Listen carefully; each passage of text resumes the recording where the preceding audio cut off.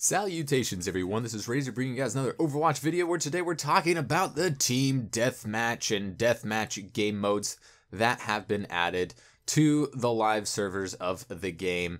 Playing some Team Deathmatch here. We'll get a little bit into Deathmatch, but Team Deathmatch is just a little bit more fun for me. It's a little bit more useful kind of as practice because there's going to be multiple targets and they aren't going to be fighting each other. You know, it's a team versus a team, so Deathmatch seems like a really good place to hone your skills in duels and in fights with characters that maybe you want more practice with, or maybe you're trying out a new sensitivity, or maybe it's a new hero that you want to try out, or something that you want to, hone and practice. Deathmatch, Team Deathmatch are really good places to do it, but I feel like Team Deathmatch is a bit better because there's multiple enemies that are on the same team, so the fights are going to be a little bit more realistic, you could say. Now, 1v1s are nice to practice duels, but Deathmatch is a lot more random, while Team Deathmatch is basically, the better team wins. Now,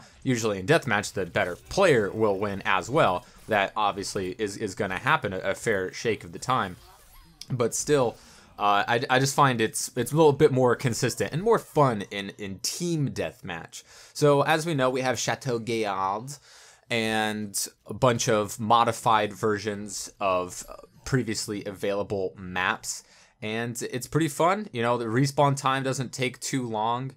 It's not full teams of 6. It's not super duper chaotic. Most people are picking DPSs, but there are definitely going to be, some Team Deathmatch comps that you're going to want to run. Pharmacy is super duper strong, just because it's a lot more difficult to focus fire. Everyone's spawning all over the place. There's no, your team spawn and enemy team spawn. And that kind, so you're just spawning all over the gaff and trying to make the best of it. Ultimates aren't going to have the same value that they have in regular game modes. Now, a lot of people have been wanting deathmatch for a while, and we heard from like Jeff Kaplan a year ago that it's not something that's ever going to happen. And then with the changes that they made to the arcade and things like that, capture the flag, which people wanted for so long, and then that happened, and now we have Team Deathmatch, and some people want this to become a game mode, but it doesn't work that way. First of all, Overwatch is, payload, assaults, 2CP, control. That's Overwatch. That is Overwatch. Capture the flag is kind of nice. It is team-based. You are going to want to have, different characters in different roles, but it's just the way that the action is orientated just feels very, very different and isn't as balanced as any of the other game modes, just because of all the spawn trapping and the steamrolling and the cheesy strats that you can do in capture the flag that you just simply can't do in the traditional game modes of Overwatch. And Team Deathmatch is kind of similar in that way. As we see, it's not full teams of 6 going against each other. I don't know how hectic that would be, and the different compositions that you see. So when it comes to Team Deathmatch and Deathmatch, the most popular hero by far is Soldier 76.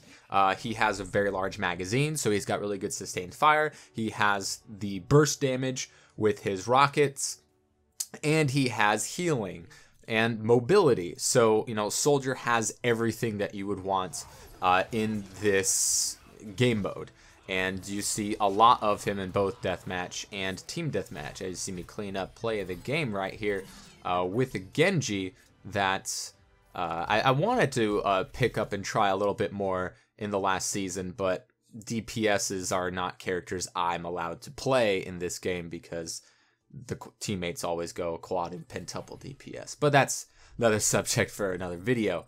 As we clean up here, I almost got the 4 gold medals, but that's fine. We're moving on here with McCree here in the Black Forest. And you do see a fair amount of Bastions in Team Deathmatch. There are definitely some tanks that have some utilization and some healers as well. Obviously, Pharmacy is super strong. Zenyatta can definitely help you get some kills and do some healing for the team as well. Roadhog, of course, is a DPS so you don't want to count him as a tank. D.Va, I think, can definitely have some good use if you're just pairing up with another person, and you could dive them with D.Va while your teammate runs in there with, Genji or Tracer or something, someone really fast that can help close the gap. But a lot of Bastions trying to hide in corners, and I played against this one guy in particular that kept picking Bastion for like 4 games in a row. He never won, never came close to winning. So, but you're still going to see, people with their Bastions hiding in corners, people trying to do Torb turrets and then realizing that's not working. So it's mostly going to be your centralized DPS players, your Tracers, McCrees, your Soldiers, your Genjis. Doomfist can find some use. So Team Deathmatch is pretty fun. Nice way of practicing. Even ways of practicing just going after certain kinds of targets, or like with a teammate. If you want to practice Zarya Doomfist, but you don't, but your Doomfist isn't great, or anything you want to practice, you don't have to worry about being a Hanzo main here in Deathmatch or Team Deathmatch, because you're not really letting anybody down. I don't really care if I lose Team Deathmatch. It doesn't affect rankings. It's a completely different stats if you care about stats, or other people that care about stats. Like I said, ultimates aren't going to have the same amount of value. So like Soldier's Sights is going to be like the best ultimate, because Deadeye is definitely going to have some use, but you're not going to be able to get nearly as many kills. Pulse Bomb's only going to get 1 target, max, usually. Sure, you can catch a couple of people squabbling and you get a double kill or something. And Genji Blade is, of course, very powerful, and AFK people are always still nice to play against. But it's a very good way of honing your skills, practicing. I think this will be the new Anabots headshot only way of practicing, which, a lot of people have said is not a really good way of practicing. You want to face off against real people, and I think this is a really good way of doing it. Almost no matter what character you're playing, if they're skill based and you want to get some warm up, deathmatch and or team deathmatch may be the best way to go. Now, of course, deathmatch is all you by your lonesome, and that can be fun and definitely hone in different kinds of skills than team deathmatch will give you, to maybe polish things off more, give you more experience in the 1v1 duels, which can be very nice and gives you a different kind of way of fighting, just because it's the final blow is the only thing that matters in that game mode. So you can get some cheeky kills, you can post up in a certain part of the map and try to get your kills that way, or just run around and experience what you can. Obviously, you're not going to be winning a ton of games with Reinhardt in deathmatch, but I've won a game with Hanzo, and I've almost won a game with Doomfist after I made a switch. So if you want to practice your Genji or your Doomfist or your McCree shot or anything like that, deathmatch and team deathmatch are a really good way of doing it. Or I don't know so much about Widow, because deathmatch would be a bit hectic, but team deathmatch definitely. And I played a bit of Hanzo in the deathmatch, and I realized I want my horizontal sensitivity higher when I'm scoped in. So I made that adjustment that I wasn't as sure if I should have made if I was playing normal game modes. So it can definitely help you kind of hone in things that you want to play, and it is kind of fun.